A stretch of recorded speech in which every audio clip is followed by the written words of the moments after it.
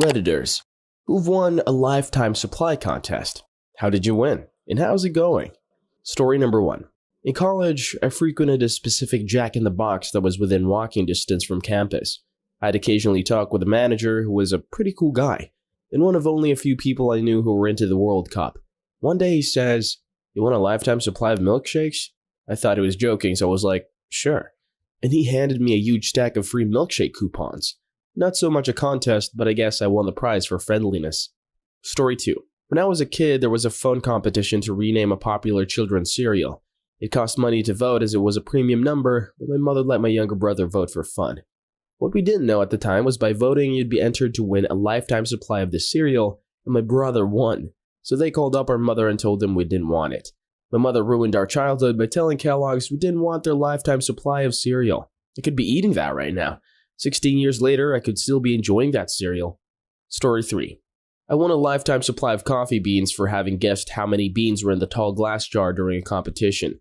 They arrive faster than I can use them, but the beans are high quality and make fun gifts for friends who like to grind and brew. Story 4. About 4 years ago, I won a cinema premiere card, which entitled me to 2 free movies a week for the duration of a year. The cinema chain dragged its feet when it came to delivering the prize, but I persisted and eventually received the card a few months later. Turns out the card had lasted for longer than a year. It is still currently in use and is set to expire in 2116. Story 5. A colleague of mine won a year's supply of beer from a craft brewery in an office raffle. They sent her 1 bottle of beer a month, 12 beers total. Story 6. When I was a kid, the Australian brand Amit's was running a competition where if you bought their shape biscuits, you could win all sorts of prizes. After begging my mom for shapes every time she went to the supermarket, I finally won a prize, which was a lifetime supply of shapes. Little me was over the moon. But when my mom took my winning card to be redeemed, the supermarket said they would have to contact the Amit's company. Well, after waiting months, we finally hear back from Amit's via a letter saying that they apologize but they cannot honor the competition, but instead have sent a $3 check reimbursing my mom for the packet of shapes. So yeah, fuck you, Amit's. Story 7. My aunt won a lifetime supply of a rice-a-roni from The Price is Right. She used to get them faster than she can use them, but now, understandably, she's sick of it. So she just stockpiles them in her rice-a-roni closet and donates hundreds of boxes of them at a time. Yeah, she has a full closet of rice-a-roni. The neighborhood kids love her. Story 8. My friend won free chicken from Raising Cane's for Life, chicken finger chain. In order to claim his chicken, he had to present the card given to him. After a few months of free chicken, his wallet was stolen, putting an end to his free chicken. Somebody was very happy when they saw that card in his wallet. Story 9. I won a year's worth of burgers from Jack-in-the-Box in college. They gave us 156 cards that would literally work for any burger or sandwich on their menu. I gained about 15 pounds and then I started to use them as trading tools to get my stoner friends to do stuff. It started with, "You run down to 7-Eleven and get me a Gatorade, I'll give you 1 burger card." Then turned more into things like, "You drink that bong water, I'll give you 3 burger cards." It was glorious. The cards definitely didn't last me a year. Story 10. I went to school with a kid whose mom won a lifetime supply of aluminum foil. They wrap everything in foil. His whole lunch every day was wrapped in foil, sandwich, fruit, etc. And then they make one of those baking pouches. That's his lunch bag. When we had dessert potluck, his cookies came wrapped in foil. I asked him about it once and he said they even wrap all the Christmas presents in it. And they still get too many boxes of it. They give it away to friends and family. Story 11. I won a lifetime subscription to Playboy magazine in 1969. I was a senior in college. It was the raffle grand prize at a big party weekend. The subscription has followed me around the world ever since. Doesn't anyone say those old issues are worth something? Except for the very first year issues, they're worthless. And who saves old magazines? Also, the articles haven't been much to get excited about for quite a while now. I'm currently bracing for a final issue arrival or notification of the same. It has been a lovely run. Story 12. Back in the 60s, my grandmother, who was rich then, had purchased a health insurance policy with no deductible or copay for $116 a month. The premium was lifetime and would never go up. And it was absolutely carte blanche. Pay for nothing, ever. Over the years, that insurance company would be bought and sold, and there was always some scam they would try to get her to upgrade or change policies. Some would even try to bully her. She had a lawyer, whom she outlived. That said, no matter what, don't do anything. Any company that buys them out has to honor your policy. It is lifetime. Just don't miss a payment.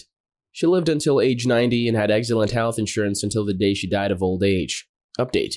She said her friend said she was crazy all those years ago and she bought it. Her husband had just died and left her a couple of warehouses in the Minneapolis area. She said she didn't want to worry about health insurance, so she bought it. She told me the story about 10 years before she died when she asked me for help with fixing the transmission of her 1983 Cadillac. She was about broke then, but kept up appearances as much as a healthy 80-year-old can. I do remember when I was young, she always had great parties at her lake home. She said she blew her money in the right way and in good fun. Just didn't expect to live so long. No kidding. Health insurance worked a bit too well, I guess. Story 13. I won a lifetime supply of camera film from the publisher's clearinghouse. I had to send it in to them to get developed, and they would send me back a new roll with my pictures. The prices for development were actually really good, so I did for a good decade or so until digital cameras took over. Edit. This was back in the late 80s and I was just a kid, but as best as I can remember, it was 35mm and have no idea if they would still honor it today. My grandpa was an avid photographer and he would help teach me basic tips and tricks like the rule of thirds and whatnot. It's been gone for years now, but those memories still make me smile. So you're the guy who decimated the film camera industry. Story 14. When we moved into our current house, every year around Christmas, we'd get this massive box full of assorted Keebler crackers, always addressed to the previous owner. This went on for about 10 years before they finally stopped coming.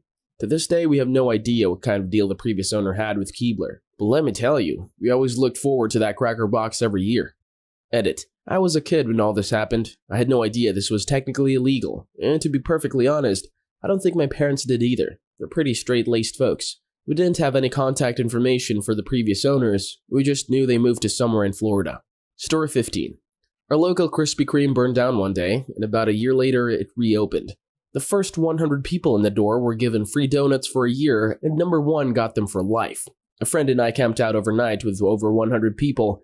The first guy in line was there for an entire week. We ended up getting our year of donuts, and it was a punch card that let us each come back once a month for a free dozen donuts. If it happened near me and I was number 101 in the line, I would burn the store down and try again. Story 16. Not a lifetime supply, but my brother won a year's supply of free pizza from our favorite takeout place. It was really good pizza. The catch? You got 52 pizzas for the year, any size, any toppings. You could have them all at once if you wanted, or until you ordered a total of 52. We didn't touch it until we had each other's birthday parties. Turns out ordering 26 pizzas for your birthday is pretty awesome. Story 17. My great-grandfather was a farmer and won a contest for plowing the straightest row in the county fair. This was about 1910 in Saskatchewan, Canada. He won a lifetime supply of seed. Each weekend, he would go pick up about 20-plus bags of seed, and with his horse and buggy, take them to the train station, where new families were exiting the train. In 1910, Saskatchewan was giving away land to new immigrants, and for years and years, he would give each family bags of seed to start their new farm. That's super badass, and super Canadian. Story 18. I'm not sure if this counts, but a family friend did the original art for Ben & Jerry's ice cream. At the time, they didn't have money to pay her, so they said if the business was successful, she could have free Ben & Jerry's for life. She can walk into any Ben & Jerry's, show them her card, and walk out with as much ice cream as she wants. We also invite her to parties, but we also always joke she should have just asked for stock options. Edit. I learned today that B&J brick-and-mortar stores are not a thing everywhere. Edit 2. A lot of people have been commenting that she should have got paid for her work. At the time she was in college, Ben, Jerry, and she are friends. They honestly didn't think they would be successful. She didn't have any real aspirations of being an artist, as far as I know. Don't feel too bad for her. She's a hedge fund manager or investment banker now. She does very well for herself. Edit 3. They also gave her an insulated Ben & Jerry's bag made for holding her ice cream. Also, I have never seen her eat any. I guess there's such a thing as too much of a good thing. Story 19. I had a co-worker who won a lifetime supply of pies from a local pie bakery on Pie Day. He got one free once a month as long as he shows the card he got. It's been 4 years, I think, and he brings them into work sometimes. It doesn't bother getting one every month though, since he's single and lives alone, plus the calories are insane. He even gets the super fancy call ahead for specialty order type of pies for free. They're delicious. Story 20. I won a quote-unquote lifetime supply of water from Deer Park, a water brand in the South. And by lifetime, I mean only through college. After the first year, they realized how difficult it would be to keep supplying water and decided to give me something that would equal its worth, which to them was a $500 gift card to Target. Long story short, I now own a Nintendo Switch. Edit. I forgot, but my sister also won a year's supply of pistachios after finding a roach in one of their no-shell bags. If you've wondered if it is possible to own too many pistachios, it is. Second edit. One may not be the best word choice.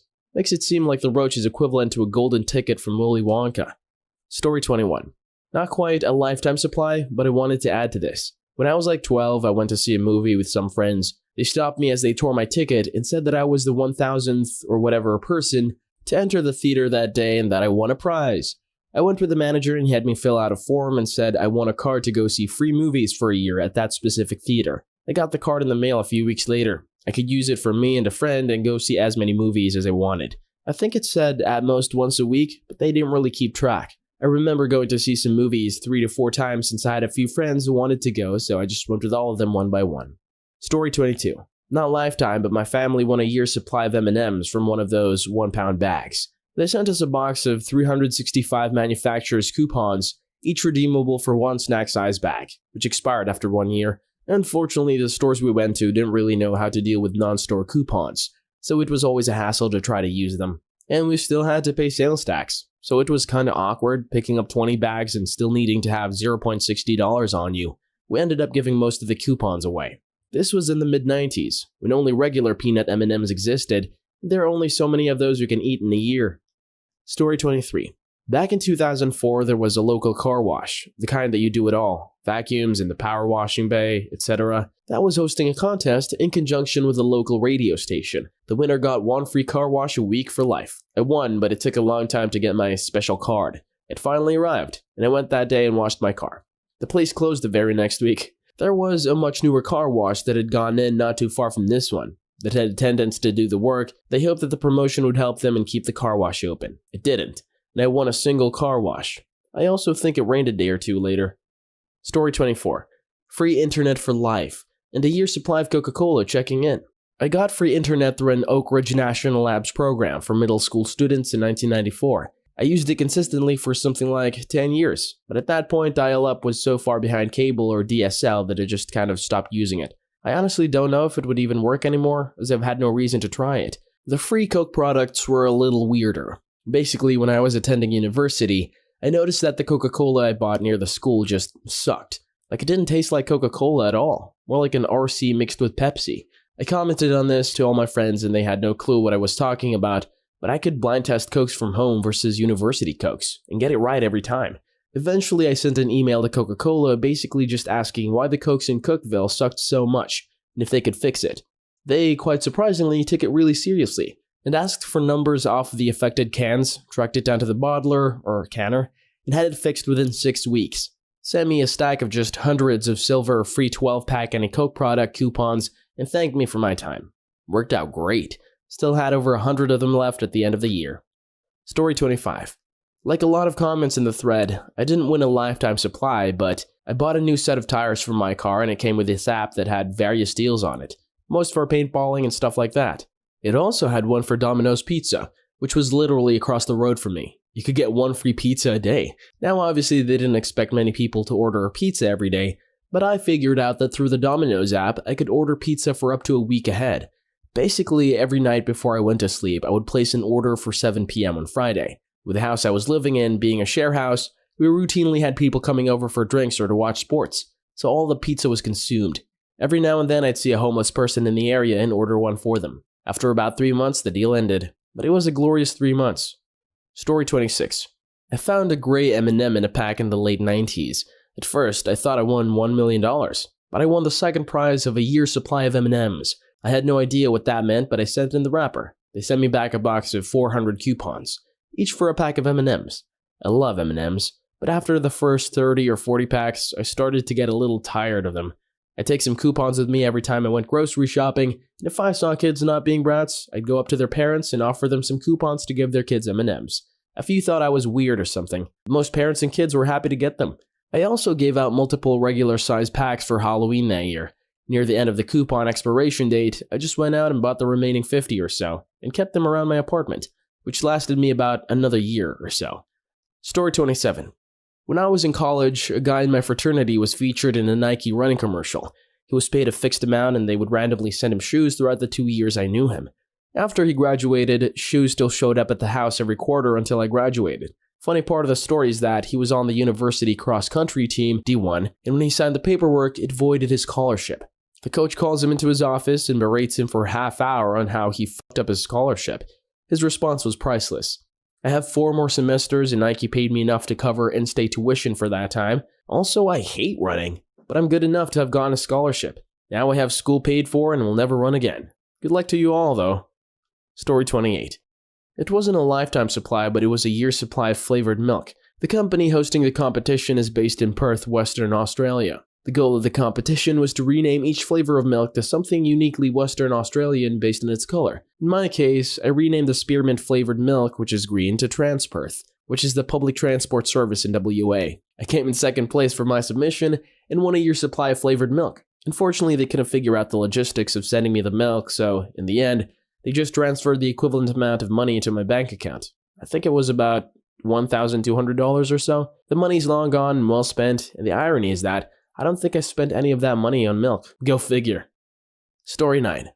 I won a year's supply of Warhead candies. Not a lifetime, but I think it's worth posting. We were in Walmart when I was about 10 or 11 years old. They had a contest for a sour pucker-up face for Warheads, and the winner received a year's supply of the candy, including experimental candies that weren't sold in stores yet. I decided to join and was told to come back in 20 minutes when the contest started. I was the only one there. I won by default. Through 5th and 6th grade, I received boxes upon boxes of candy every month. It was as if they wanted to give me diabetes because I was getting about $200 worth of candy every month. I started giving it out to friends and family like crazy. Fast forward a couple of months into 6th grade, and I'm selling it. I made a good $20 a day in quarters and dimes, 10 cents each, 3 for 25 cents. Fast forward to high school, and I'm a candy kingpin. Was selling candy bars I bought from Sam's Club. Story 30.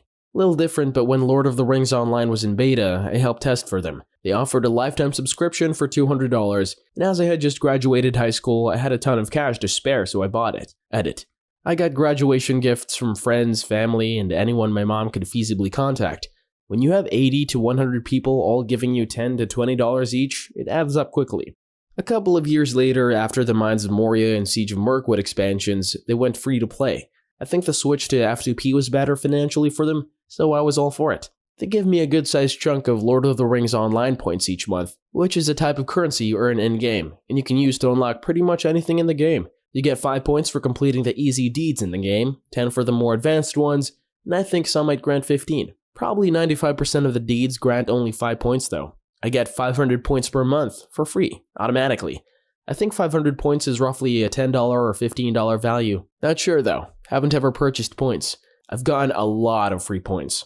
I recently got back into it and had several thousand of these Lord of the Rings Online points from the monthly allowance accumulating.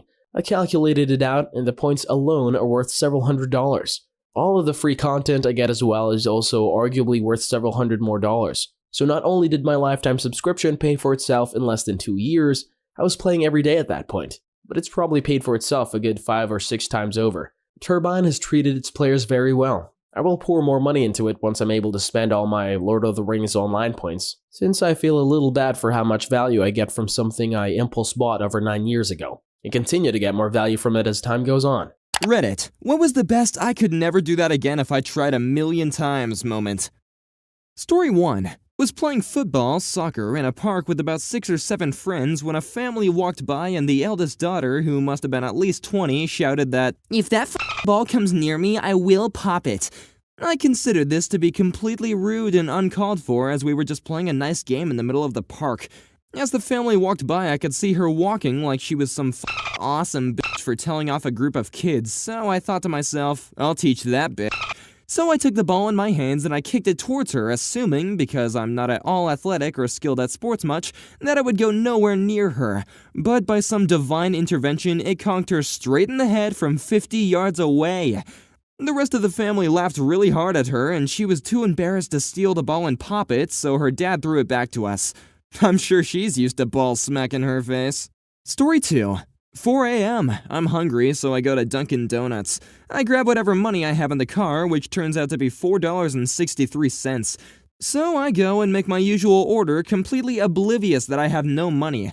The register shows my total, $4.63.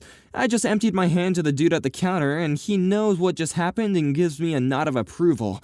I drive away with my donuts and wraps like a motherfucking boss. Story 3. I was playing kickball in my neighborhood street with a bunch of friends and a few cute girls around. I was always pretty good, so people always backed up when I was kicking. I got pitched the ball, and when I kicked it, it soared straight into the air, up the street and straight into my friend's basketball hoop. It was a good 35 yards away. The sound it made was the best swish I have ever heard. To this day, I have never made that shot again. Story 4.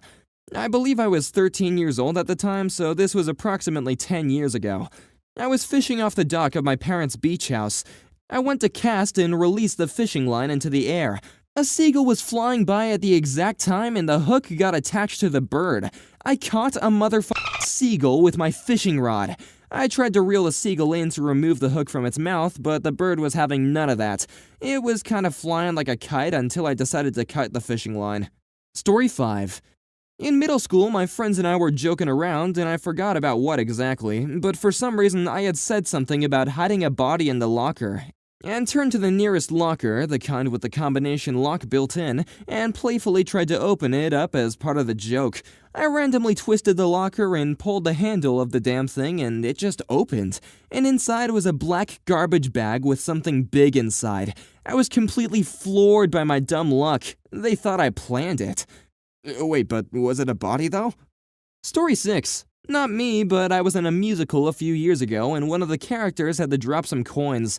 All goes well for the first few nights, and then one night he drops them, and one rolls down the stairs and halfway down the theater to the audience, whereupon it stops at the feet of a 3-ish-year-old girl, who at this point realizes that she is the chosen one and has magic powers and screams loudly and excitedly for quite some time.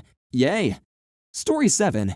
At my ex-girlfriend's new loft apartment, 2 stories with the main living area, kitchen, etc. downstairs, and the bedroom upstairs with a half wall, I used to throw things off her upstairs wall at her cat. Socks primarily. One day I had a nickel in my pocket and I noticed an open, half-full Snapple bottle on the other side of my room, downstairs, about 15 feet away and 10 feet below me. I asked if she bet me I couldn't make it in. She humored me and said, "Sure, what's the bet?" I said if I missed, then I'll never throw anything downstairs again. And if I made it, she had to blow me and swat. She hated it. Right then and there on the couch, I also hated doing anything on the couch, she accepted. I fully expected to miss, but I lined up, did a couple of fake pumps, and threw it. 2 seconds later, you heard the perfect clink and kersploosh. I ran around the apartment celebrating like I got the game-winning goal in overtime of Game 7 of the Stanley Cup, and she even paid up. Story 8. I ran out of gas while driving full speed once, and managed to coast over a mile and came to a stop sign right at a gas pump. I had a lot on my mind. I was even going through a divorce, and simply didn't think about filling the gas tank. I didn't even notice I was out of gas until I felt the acceleration no longer working.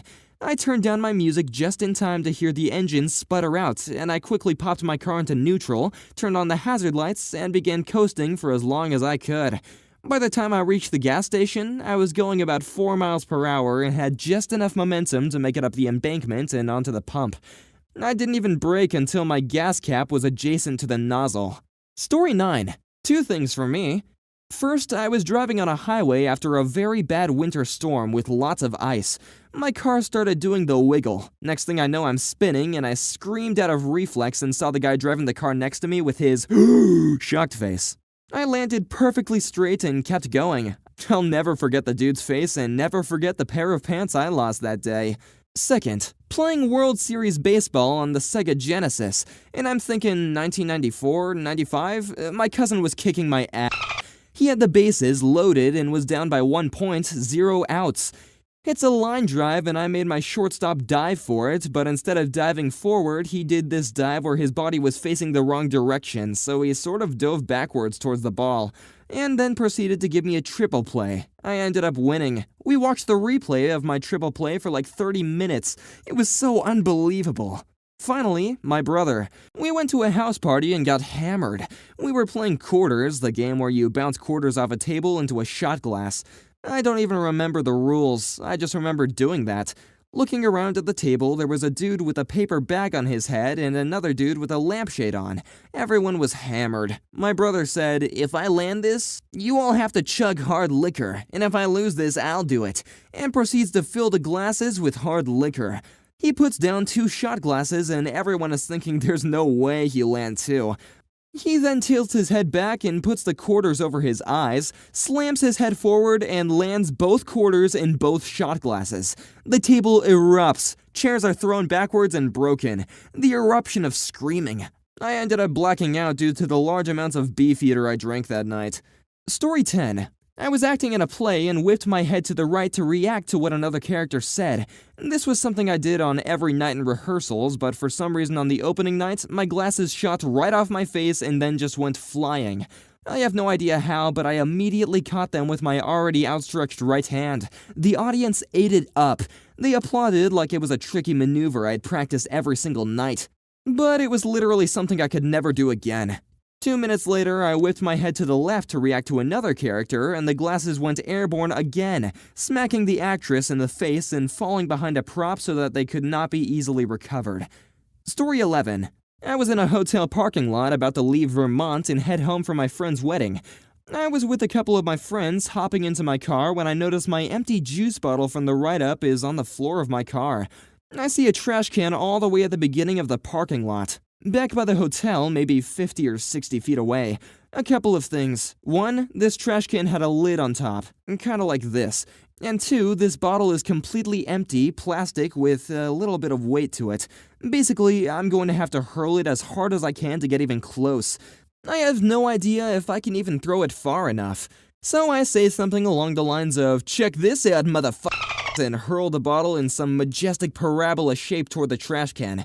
I must have hit an updraft or something because it made it all the way, hit the outer rim, spun a full time around the rim, and then dropped into the hole beautifully. The best throw of my life. Did I mention that there were 4 to 5 other carloads of people in the parking lot at that very moment?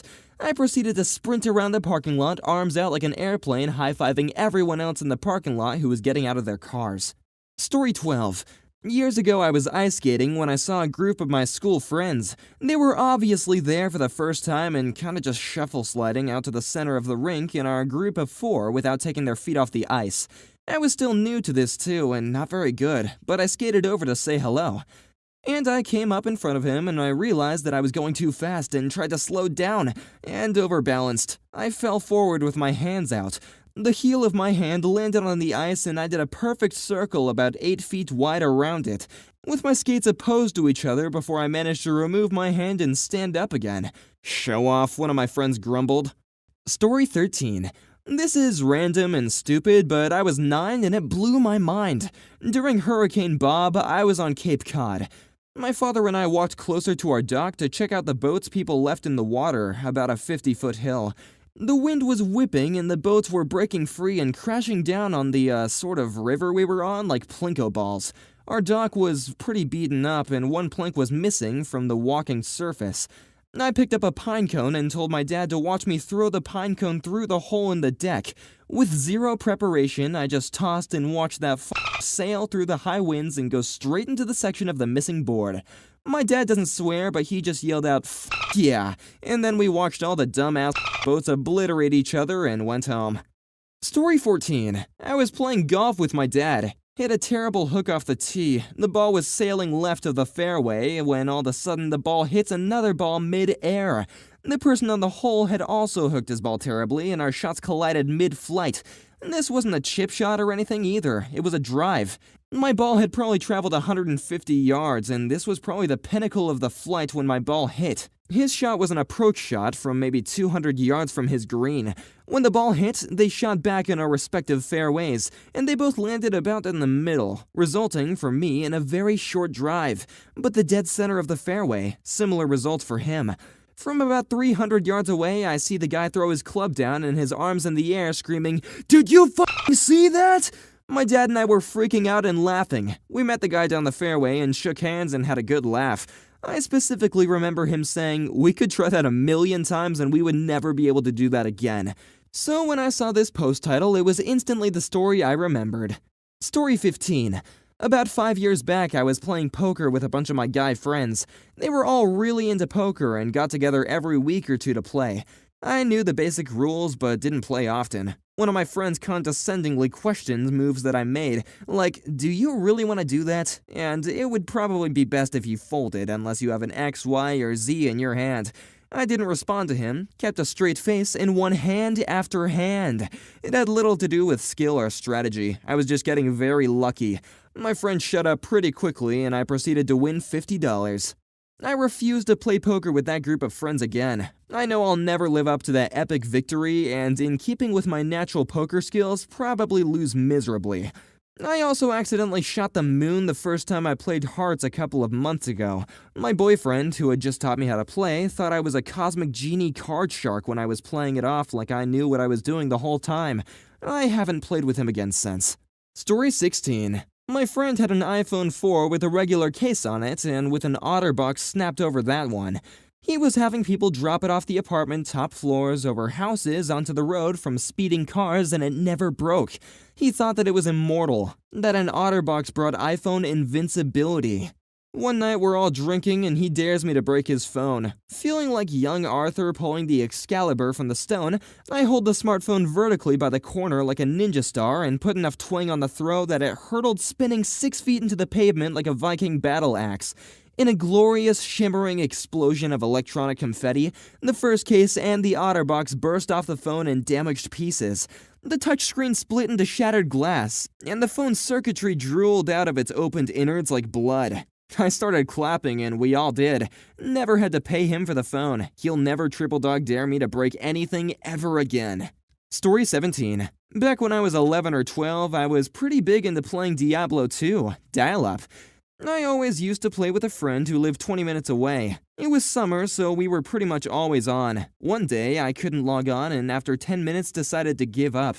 I went to call him, so I picked up my phone, pushed the talk button, and held the phone to my ear waiting for the dial tone. Except I didn't hear a dial tone. After a second, I realized I heard breathing. It was the friend that I was trying to call. I somehow managed to pick up the phone before it even rang, and it was the very person I was going to call. Story 18. I played mini-golf with an ex-girlfriend and her family. I was still super self-conscious around them and was playing like shit and being all around awkward. Well, at the last hole, there's a chance to win a free game if you make a hole-in-one. Small pipe over a hill. Her boyfriend goes first and messed about, not even getting the ball over the hill, just sitting there midway. My ex and I are making eyes at each other, so she distractedly misses. I, being super awkward, decided to take it seriously and line up upright, using the hand positioning I learned from Tin Cup and Happy Gilmore, plus the breathing techniques from that one sniper movie. I swing, and I shank it wildly to the left and perfectly tap her brother's ball, knock it into the pipe, and setting off the bells and whistles.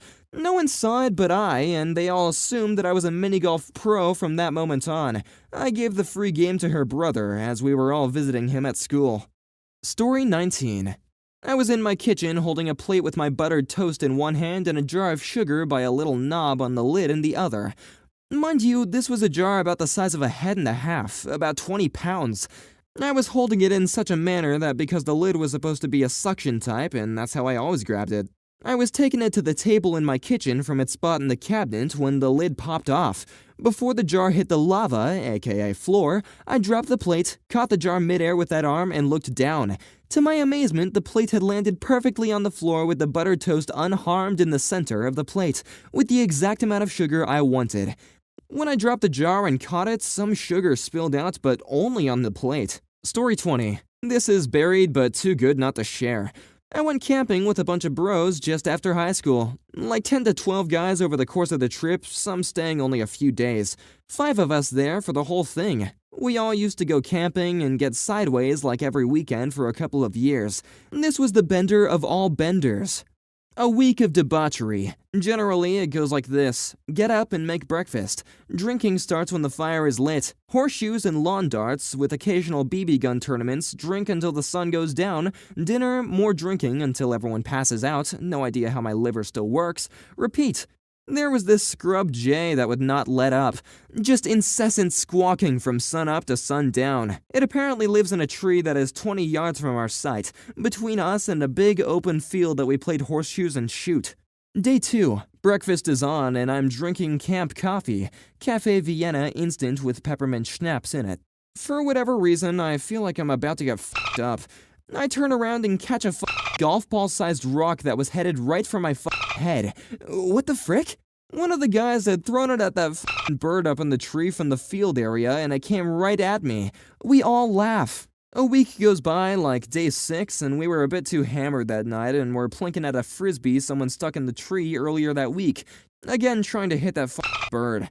The morning of day 7, I was way hungover, drinking more camp coffee. It's now mostly schnapps with a scoop of coffee in it. And a couple of guys were making breakfast. All I could hear was that damn bird. So I'm sitting there with my head in my hands and I see a CO2 BB gun that was left on the ground from last night. I grabbed it, pointed it behind me in the general direction of the bird, and shot one time while yelling, "Shut the f*** up!" I turned around to see the scrub jay fell out of the tree dead. I hit it. My hungover brain was still trying to process what just happened when I hear, "There's no way that just happened." One of the guys had seen it. Holy shit, I just did that. So I walk over to the bird, and not only had I hit it, I shot it in the mouth and blew the back of its head off. Million to one shot, 20 yards away, about 30 feet up a tree, not even looking. I felt terrible. I hadn't meant to kill it, that was a freak occurrence. Never in a million years had I thought I'd hit it. It'd be one thing if I had intended to kill it, but that was such an unfair way for it to die after avoiding death all week long. We buried it and had a little bird funeral to honor its unwavering tenacity at annoying the out of us. This was in like 1995, and to this day when we all go camping, we start the drinking with a toast of "To Bird Bro." Story 21. Many years ago was mountain biking around the San Angelo State Park, that would be in Texas, and I'm out on a particular stretch of trail that I had already been on earlier in the day, but I had to come back out with my friend who had just gotten off work. We were going at a decent clip, him following since it was his first time going through the stretch. So I'm cruising along and I catch the glimpse of something moving in a bush nearby with my peripheral vision. Then all of a sudden this thing darts in front of me in the trail. Except not all the way in front of me, actually right behind my front tire and in front of my rear tire. So I have to maintain my balance while literally riding over whatever this thing is, like a tall speed bump that is moving perpendicularly to the direction of travel. It's at this moment that I am directly on top of it and looking down, trying to maintain my control that I finally see what it is. It's a freaking armadillo. I ran over an armadillo on my bike. We were both fine and he continued on his way across the trail and into the bush, never to be seen again. My friend almost wrecked from laughing after witnessing the whole thing go down. Story 22. Was walking in Universal Studios with my son when we passed over one of those carnival-style basketball games where you can win large stuffed animals. My son is 8 and sees a life-size Pokemon. He says, "Daddy, can you win me that?" I'm like, "Sure, son, I got this." Now keep in mind that this is one of those hoops that is barely bigger than the ball. 10 feet up and what seemed like 30 feet away. I stepped up, turns my hat backwards, get a smart-ass comment from the guy working at the stand, and shoot. First shot, nothing but net. Feeling pretty good about myself. Have to make 2 to get the stuffed animal. Second shot, nailed it. I'm pretty cocky at this point, so I asked the guy, "What happens if I make all 3? He tells me I get to pick a big one and a small one if I hit the third. The third shot, 1 bounce on the rim and then it falls in. Walking away from that stand with my son wearing the biggest, proudest smile I have ever seen while he's struggling to hold these 2 stuffed animals. The best feeling in the world. Were you ever that one in a million? If so, what's your story? Story 1. I have a very rare skin disease that only 1 in a million people get. I've been told that I'll probably never meet another person in my life with it. Haley disease for those interested. I was diagnosed by a team of dermatologists. They had to take a biopsy of one of my many outbreaks. A picture of that particularly horrible rash is currently in a medical journal, or so I've been told. Story 2. Diagnosed with extremely rare liver disease, primary hyperoxaluria. Some 300 people in the United States currently have it. Basically pass a lot of kidney stones and need a double transplant to fix them. Also, I wanted to say to check up on people around you. I may look like a normal person, I don't have tubes running from my body, and my head may not be bald, but I still suffer mentally, and kidney stones. Just check up on your friends and family and make sure they are doing okay. Story 3. I was so freakishly allergic to ant and bee venom as a child that a single sting from a single little common black ant put me into an anaphylactic shock. When my allergist was preparing to start immunotherapy for me, he found that the in-office lab equipment wasn't sensitive enough to measure the infinitesimally small amount of allergen with which to start my titration. So he had to send a sample of my blood to Johns Hopkins so that their lab could determine how much to give me. I did immunotherapy for several years to reach an immune response level at which it would be safe for me to basically exist in a non-frozen climate. Good news though, I'm good now. I've had a few run-ins with ants and wasps since my immunotherapy and my body didn't freak out and shut down. I'm probably safe for maybe forever. I don't have EpiPens and I'm not overly afraid of ants or bees. I live in Florida. I'm not outdoorsy, but stinging things are everywhere. It is in fact the Australia of North America. No, my parents would not move me to the frozen tundra to be a nomadic reindeer herder at my behest. Little black ants do, in fact, sting. Several lazy subspecies of stingers and venom. When an ant bites you, that's using its mandibles and does not deliver venom. When an ant stings you, that's using its butt needle and delivers the pain juice. Most ants do one or the other. Fire ants do both at the same time. Story 4. I was on Tinder and was talking to this guy who was supposed to meet me for dinner. I texted him and no answer. Then I texted him on Tinder. Said that he couldn't make it. However, I got a text back from the number. It wasn't the guy that I thought I texted. It was the actor Jared Butler. I thought he was lying until he FaceTimed me. Nice guy. Story 5. I have an unknown type of autosomal dominant centronuclear myopathy. My type of it is so rare that they haven't even seen it before. Getting diagnosed was a multi-year struggle. They pretty much had to rule out everything else. It doesn't feel great to be in this club by myself. Countless blood draws, MRIs, CAT scans, and a biopsy and genetic test. So far, it looks like my father and I are the only ones with it. Yay. As a researcher has pointed out, this isn't really rare, just a type that hasn't really been seen in the population yet, meaning there are certainly more people out there, just not tested or diagnosed yet. In the future, I'll probably be 1 in 50,000 to 1 in 100,000. Sorry for making everyone think I was 1 in a million. Story 6. Not sure about the odds in this one, but I survived a non-survivable plane crash. I was in an old PO2, famous for being very safe and uncrushable, on a tour of the desert in western China when I was like 7. My father's friend who hosted me and piloted the plane didn't survive, but somehow I got out with a concussion and apparently passed out for almost a day in the middle of the desert. In the wreckage of the crash, 50 kilometers from the town or airport and the edge of the desert, the people who found me were some tree planters. They plant greens in the desert to protect towns from sandstorms. A lot of people live in these desert towns in China do this.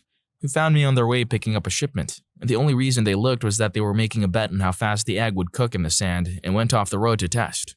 According to my dad, the theory that it might have lived was that the plane was mostly made out of fabrics and wood. So when the plane crashed, the front half collapsed and took the majority of the impact. Though I got knocked out, I was probably covered under the wreckage and the shades. It cooled me off enough to survive for a day or so.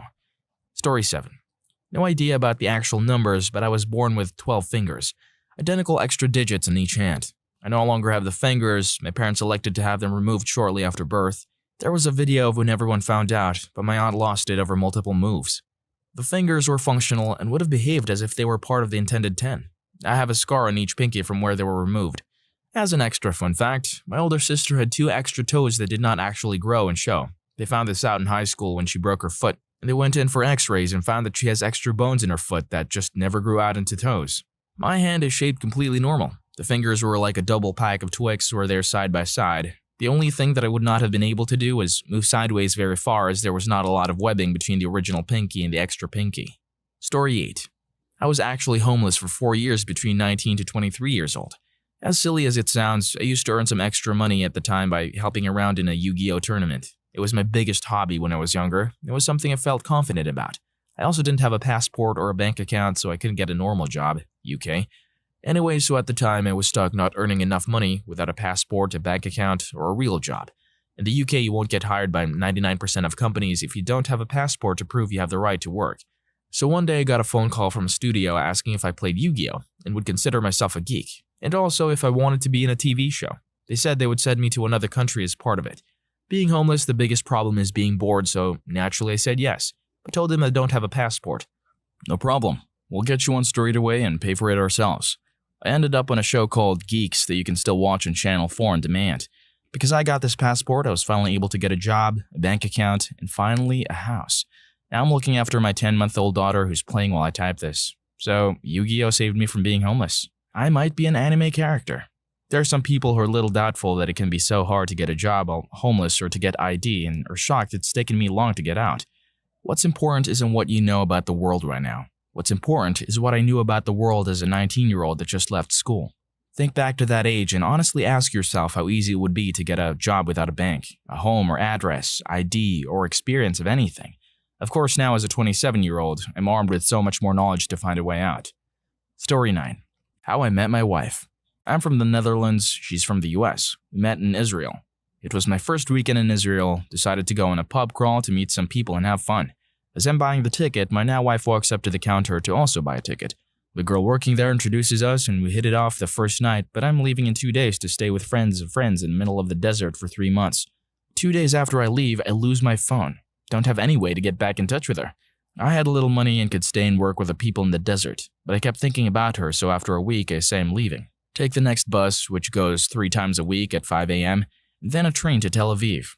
I have no idea how to find her, where to stay, and very little money. I email a couple of hostels to find a work and stay agreement. Those jobs are very popular and usually planned months in advance. I get an email back when I arrive in Tel Aviv. I can come in for an interview because they have a spot. This is already ridiculously lucky. Right after the interview and dropping off my belongings, I went back to the first hostel to see if they would give me information. They wouldn't give me anything. Now I'm at a loss. Tel Aviv is a city of more than 500,000 people. I don't know anyone and have little more than the clothes on my back. Kind of defeated, I start wandering around, exploring the city. After a couple of hours, I get hungry and decide to treat myself to a restaurant. I'm well out of the tourist area and find a place that's almost empty and rather cheap.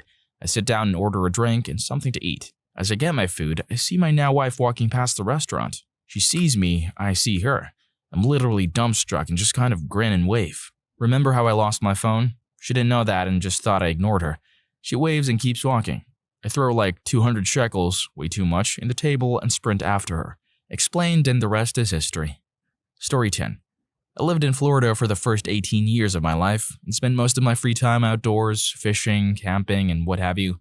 The summer before my junior year of high school, I found myself out hiking nearby my home with a buddy. We were stomping around in some clay deposits inside of a little ravine. Even minimal geographic relief is dramatic in a place as flat as the Gulf Coast.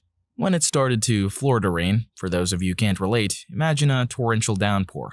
Our minds immediately jumped to the exciting possibility of a flash flood raging through the crevices we were exploring. In an effort to make our day more exciting and not take any chances, we began to climb vertically out of the canyons versus taking the long path out of it horizontally. We got to the top, put our feet on the ground, and did pull up. As I stood up, I felt the ground underneath me squirm. I'd stepped on a snake.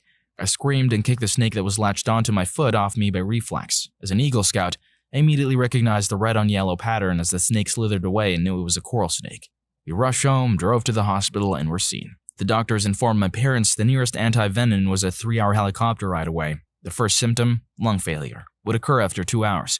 My parents called my friends and family and we all spent time together without me knowing my fate. My friends and family arrived and subsequently left together. My parents turned off the lights and we prayed together. Around 2 hours after being bitten, a nurse came into our dark room with a gurney to collect my dead body. I asked the nurse, "Have there been any developments?" To her surprise, the doctors came in, shocked I was alive, and told me it was a dry bite, and that I should remain whatever religion I practiced. Story 11.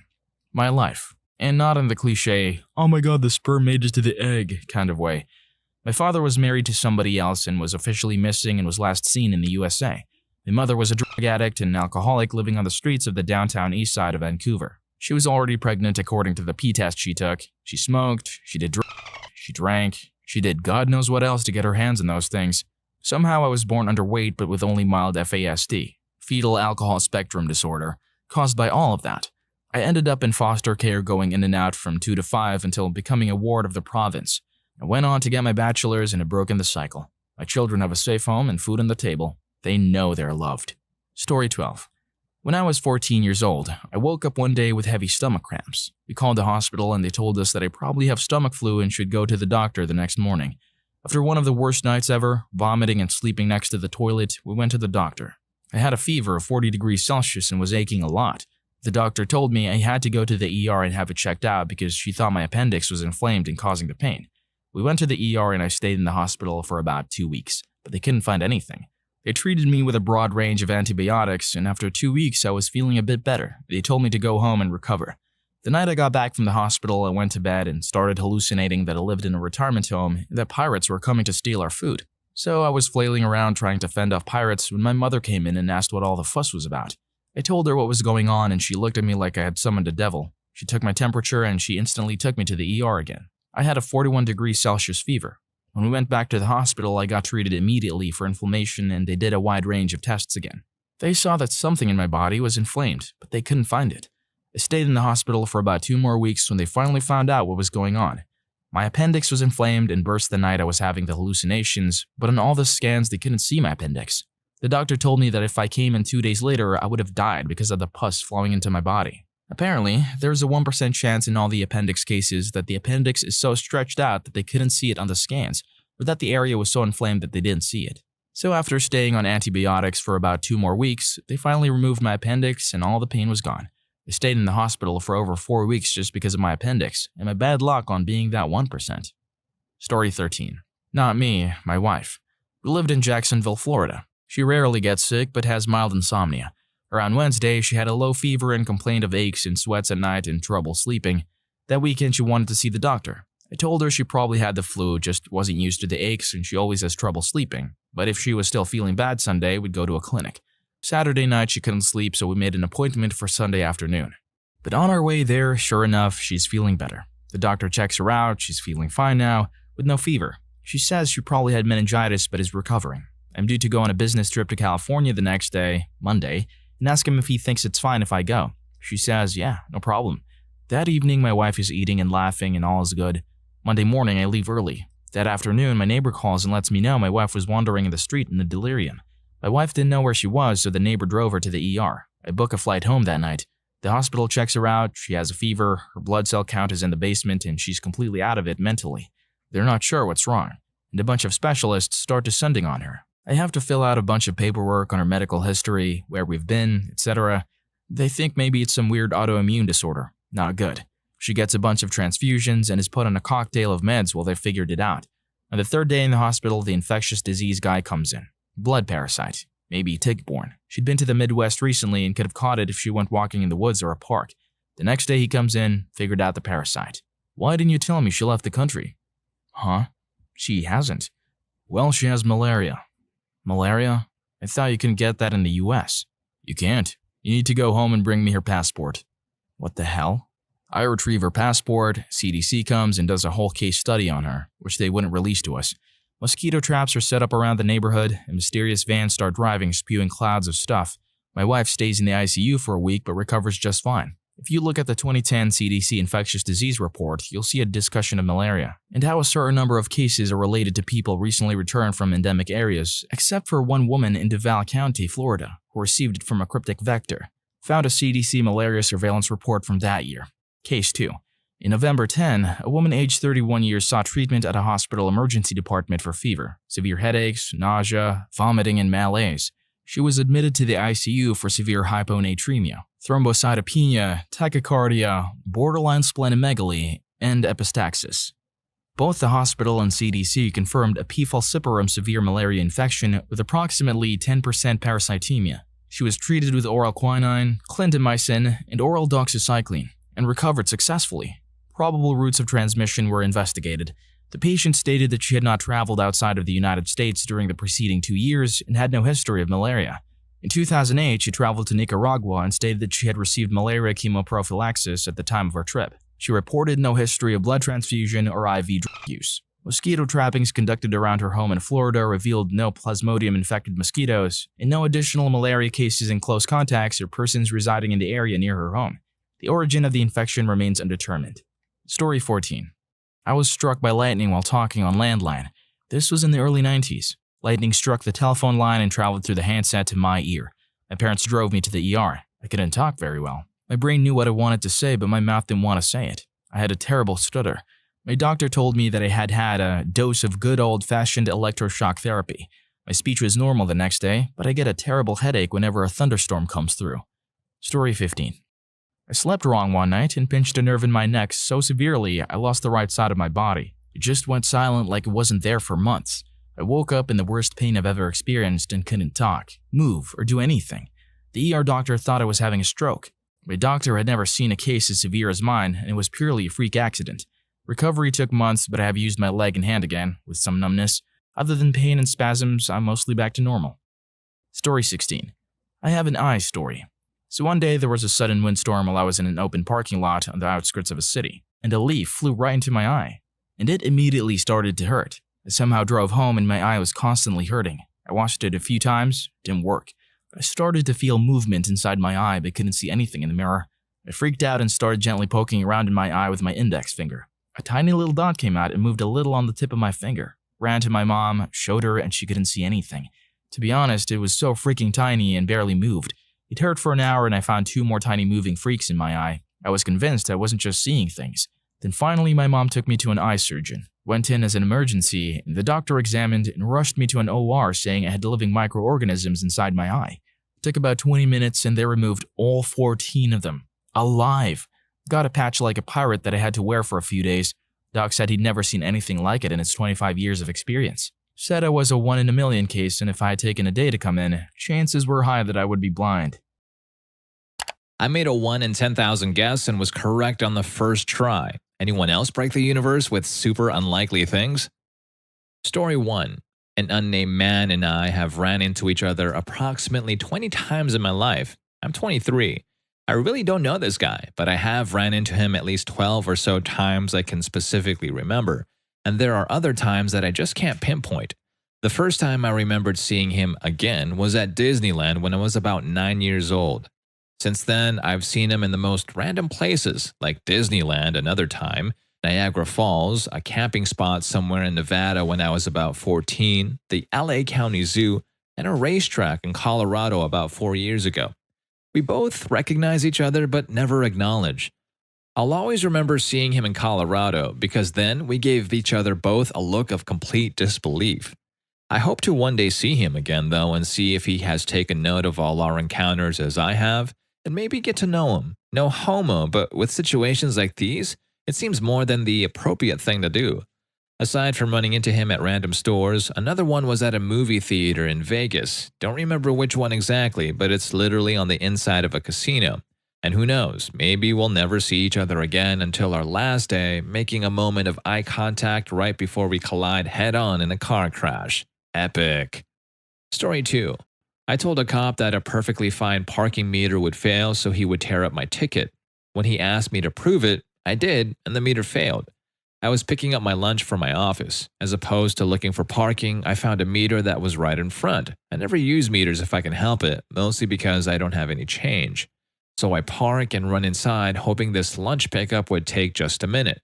This restaurant was notoriously speedy. Of course, they were running late this time. And of course, in the split second I turn my head, a bicycle cop finds my car and starts writing the ticket. I run outside and start weaving a tale about how I definitely put in money and I'm so surprised it ran out so quickly, and to please look at the other ones just this once. The cop looks at me and the conversation goes as follows. Him. Once I start writing, I have to get the ticket. Me. Aw, come on, I put money in there for sure and it just ran out so quickly. Him. Well, did the meter fail? That's the only way I can tear up the ticket. Me. Yes, it failed. That's what happened, of course. Him. Prove it. Figuring I had nothing else to lose, I said, sure. I had to run inside the restaurant to get some change because I had none in the first place. I get a dime and run out to the waiting cop and say, watch this. As soon as my dime goes into the meter, the screen flashes, fail. There was absolutely nothing wrong with this meter before I put that dime in. I figured I lied so hard, I changed the universe. The cop, well, he tore up the ticket. Story 3. Early in our relationship, my husband and I took a walk on a clear, starry night. He put his arm around me, looked up at the stars, and said something like, I love you so much. If I could, I'd make a shooting star just for you to wish on. Right there. And he pointed at the sky, and immediately afterward, a shooting star appeared exactly where he pointed. No shot. I had to marry him because clearly he was some sort of wizard. Guy memorizes when the next meteor shower is, wins girl's heart. Story 4. I had an icebreaker for an attractive girl I saw. The icebreaker was to guess the date of her birth and say, I'm an expert. This obviously shouldn't work. I've never tried it before. So I guessed June 24th. What do you know? Spot on the date. I called bullcrap. She showed me an ID. Correct day. Luckily, she didn't think I was a creep, for my expression myself was out of amazement. And I've never tried that trick again, so I have a 100% success rate at guessing attractive women's birthdays. Story 5. In my junior high school, the containers for recycling aluminum cans had a flap on top so you could easily reach in and pull something out.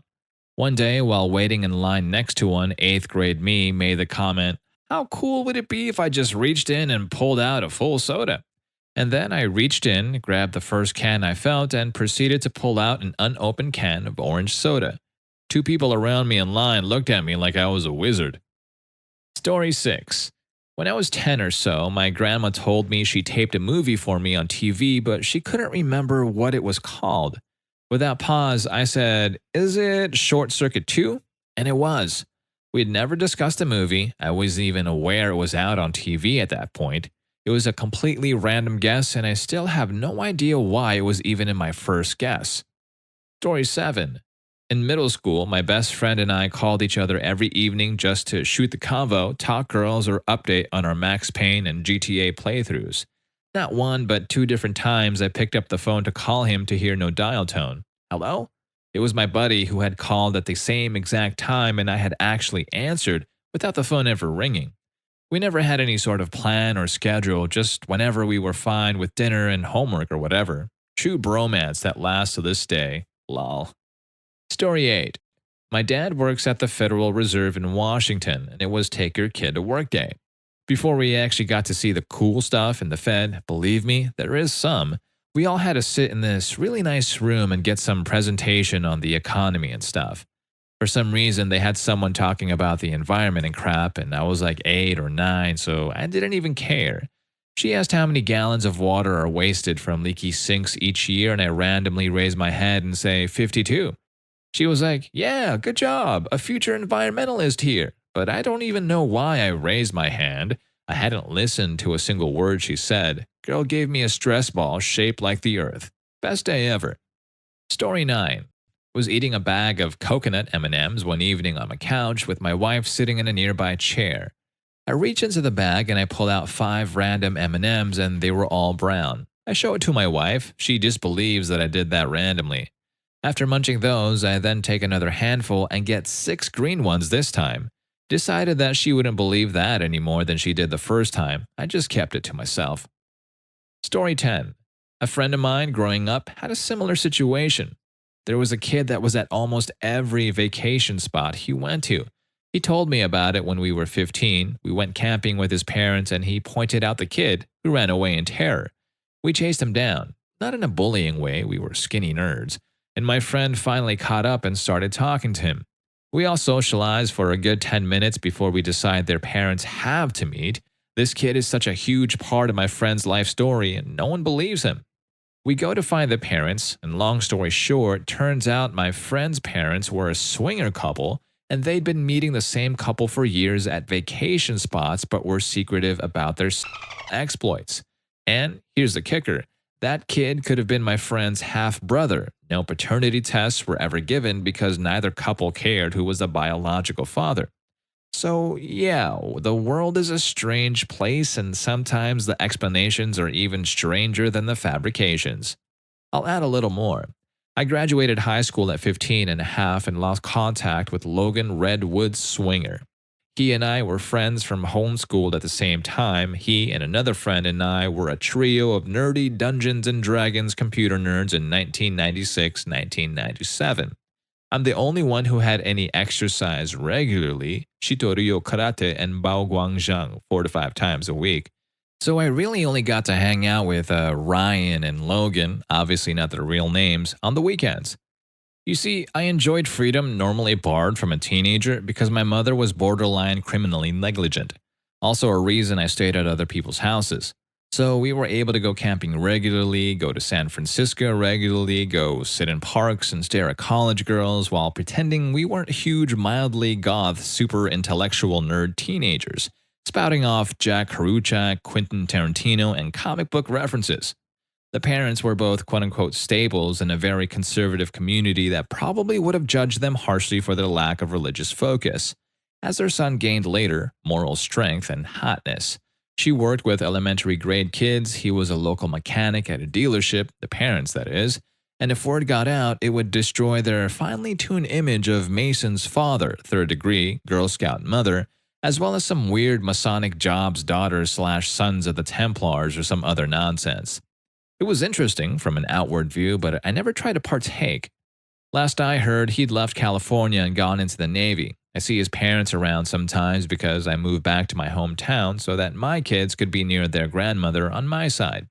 It's funny because I see them and they don't recognize me, but all I can think of is that summer in the Redwoods.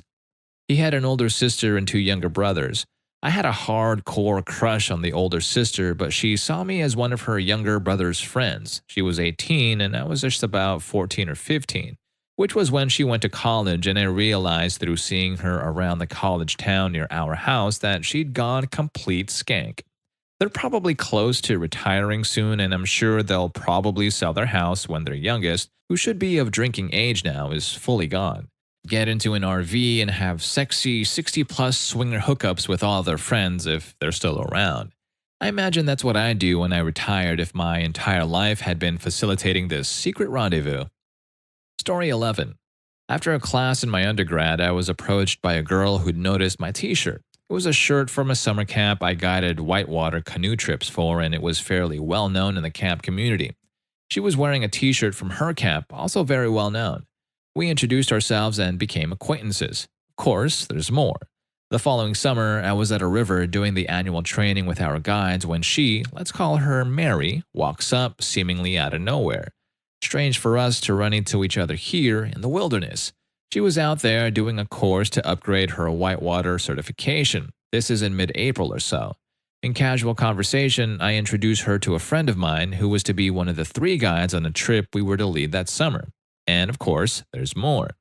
That summer, the 3 of us guys with our 9 campers paddled from Western Ontario, Canada, near the border of Manitoba, all the way across a province, 750 kilometers over 25 days, on a river called the Attawapasikat, which ends in James's Bay.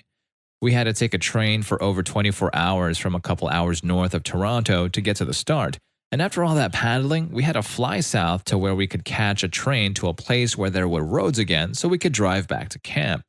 We're sitting in the town where the train leaves, Moosonee, just watching this other trip get in from a river called the Misanaibi. This river starts 800 kilometers away from where we started. It flows from the south and they paddled right into the town we were in. We see some kids portage carry their stuff over the hill tortoise and we notice they're using wanigans. Wanigans are an old Voyager style of packing things that amounts to putting all your stuff in wooden boxes and carrying it with tump straps, a strap that goes over your forehead. We speculate idly on which camp that might be using wanigans. Other than us, we couldn't think of many that did. I guessed one camp in Mackie. My fellow guide said, "I don't think I know anyone from there." I said, "Yes, you do. You know Mary." "Mary?" "Yes, Mary. I always run into her. I randomly ran into her at training this last spring. You don't remember?" "Oh," faintly recalling, "I think, yeah, that girl." I point at Mary, the next girl to portage a canoe over the hill. Needless to say, we were shocked and overjoyed to have someone to talk to on the long ride home about our experiences that weren't part of the small cult that inevitably forms on long trips like this. And of course, there's more. The next summer, I decided to take a whitewater rescue technician course to keep me current, pun intended, for trips for the next few years. Mary is the first person to walk out of the cabin as soon as I pull up. She's doing a bit of work on the side of the company, of course. And of course, there's more. About 4 years later, I find myself in Mongolia. I was at the end of a 10-month traveling trip and hadn't seen anyone I knew without planning it first. I'd lived in New Zealand, Vietnam, and after catching a case of typhoid fever, separate story, needed to head home with my newfound low budget, but not before one last adventure. The plan was to do a 20-day self-guided horse trek with a friend I'd met up with. We were both canoe guides at the same camp in Canada, so we figured we could hack this trip if we treated it like a canoe trip with horses. And it worked out. A couple of days before heading out into the steppes to start preparing, we were running around Ulaanbaatar, the capital, looking around and finding gear we hadn't brought with us. We were the only white people around as far as we could see that day. Walking along, talking with my friend, another white face caught my eye walking the other way. At this point, I'd been in Asia for half a year and forgot I was white until I looked at my hands or in the mirror and regarded Westerners with the same intrigue the locals did. As the other face passed me in the crowd, we locked eyes, and after 3 steps, I froze in my tracks as recognition kicked in. I turned back to see her staring at me. Mary, what the hell are you doing here? We hugged, and she told me she had just finished a 20-day canoe trip through the steppes and we should come to see the pictures. She took us back to her place. She had rented an apartment with a bunch of other Canadians who all looked bewildered that she'd fished a couple more out of the maelstrom. We caught up over trip pictures and bid each other good luck to the next encounter, and who knows where the hell that will be. Story 12. 3 friends and I moved into a new house in my 3rd year of university. We decided to check if the ADT alarm system still worked because we lived close to some housing projects and crime was pretty bad in the area. After pushing the panic button, the alarm started wailing out and we had no idea how to stop it. We looked around for a pin written down somewhere, then called the landlord, but nothing. Eventually, we called ADT and they said since the contracts expired, they can't do anything. We also tried flipping the main power off, but it must have had its own PSU. So I did the only thing I could think of. I started jabbing at random numbers on the keypad, hitting doubles every 3rd time. After about a minute, the alarm cut off. It was probably a 5-digit pin. Not bad considering the odds. Story 13. Me and a bunch of friends were out in the middle of a huge field outside our high school one random afternoon. We'd been throwing a frisbee, but had slowly sunk into just standing around and talking. A few of the girls were on the ground parsing through the clovers that are all over the place, and there are tons of clovers all around. One of the girls is one that I'd had my eye on for a while and had been flirting with on and off. I asked her what she's doing. Looking for 4-leaf clovers. I've never found one, she says. Oh, I find them all the time, I respond, which is actually somewhat true. No, you don't, she says. Yep, in fact, there's one right there, I say, and standing up, I reach down and pick a single 4-leaf clover out of the whole clover patch. Everyone is flabbergasted and I give her the clover like a boss. Ended up dating her for a year and later found the clover taped to her mirror. Story 14. Picked out my fiance's engagement ring at a place my great-great-grandfather went to so much they still know his name there and did not know about it at the time.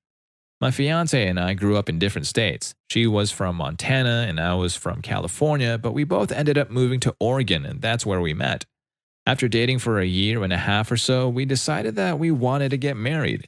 No big rush or a huge announcement or anything, just decided we were right for each other and wanted to make it official. She stuck with me through my first bout of cancer and I knew then that she was the one for me. A couple of weeks later after that, we drove to Montana to visit her family. We'd been on the lookout for a good engagement ring for her, but we didn't want anything fancy or expensive, and she wanted to help pick it out instead of me surprising her with one, which I was completely okay with. So, on our way back home from Montana, we stopped at a small restaurant/store combo where they have a small selection of jewelry.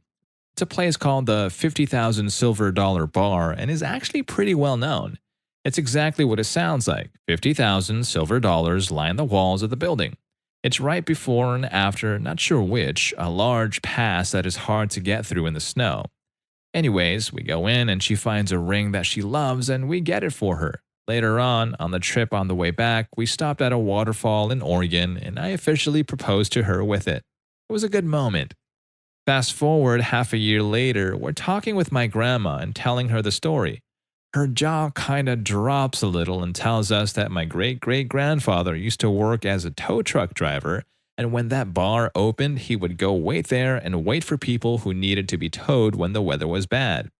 Apparently, he spent a lot of time there. This was when the bar first opened, and he was one of the first people to place a silver dollar on the walls. She said that if we would have told one of the employees his name, they would have been able to point out which one he had put up. Needless to say, we were quite surprised and I had never even heard of this place before, and we ended up picking out her engagement ring there. Story 15. I was in junior high and this girl I talked to, our parents were friends, rode the same bus I did. I got on the bus one day, and in my brilliance as a socially awkward kid, I told her that I put a spell on her and made some quite convincing hand movements and facial twinges. Ugh, she said, and sat down in her seat, ignoring me. The next day, she gets on the bus in much the same way. I asked her how her day was, and as I randomly pulled something out of thin air, asked her if the curse I had put on her had worked. Did you hurt your hands at all? Her face went pale. She took her hand out of her jacket pocket to reveal 3 fingers taped up. She told me she had slammed them in her locker that day.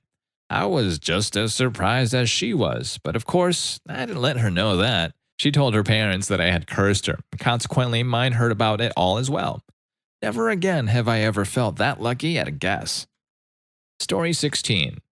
I was hosting a poker game at my house a few years back. As a hand is being dealt, I got up to change the music or something to that effect. The bet comes around to me, and from across the room I say, I'll raise some amount blind on my pocket aces. I was gone from the table before the deal started, so I certainly hadn't seen the cards. A couple of people called knowingly they had something, and I had no idea what I had. I have a bad habit of playing really stupid when I get up in cheap poker, about $10 buy-in, I believe. So I decided to persevere. I never once touched the cards and continued to play them as if they were aces. Got down to me and one other. He raised, I called, and he flipped over pocket kings. I asked him to flip mine, which was still laying exactly where they were dealt. They were, of course, pocket aces. 'Twas a shining, glorious moment. Story 17. I drew 5 cards off the top of the deck. 2 of diamonds, 7 of clubs, 6 of hearts, jack of hearts, 4 of spades. The odds of me drawing those exact cards are about 1 in 650,000, but I did it on my first try. Story 18. At a knowledge bowl competition, the rules are if you hit the buzzer, then they stop asking the question and you have to answer it. The buzzers are also very sensitive. The question comes first. The first 6 words, buzz. A guy on the other team had accidentally hit the buzzer. His eyes got really wide and he says, oh, crap, it was the best of times. Bam, right answer. All 3 teams were stunned. Story 19. I'm in Canada. I was 15 years old and came home from school for Christmas break. My mother said, you will never guess who we got a Christmas card from. I said, that little motel we stayed in on our way to Detroit last summer. She just stared at me in disbelief. I was right, but I don't know why I thought of that. Story 20. Went to Vegas with my wife. She didn't quite get the rules of roulette. She saw the $20 minimum and thought the whole 10 had to be played on one bet.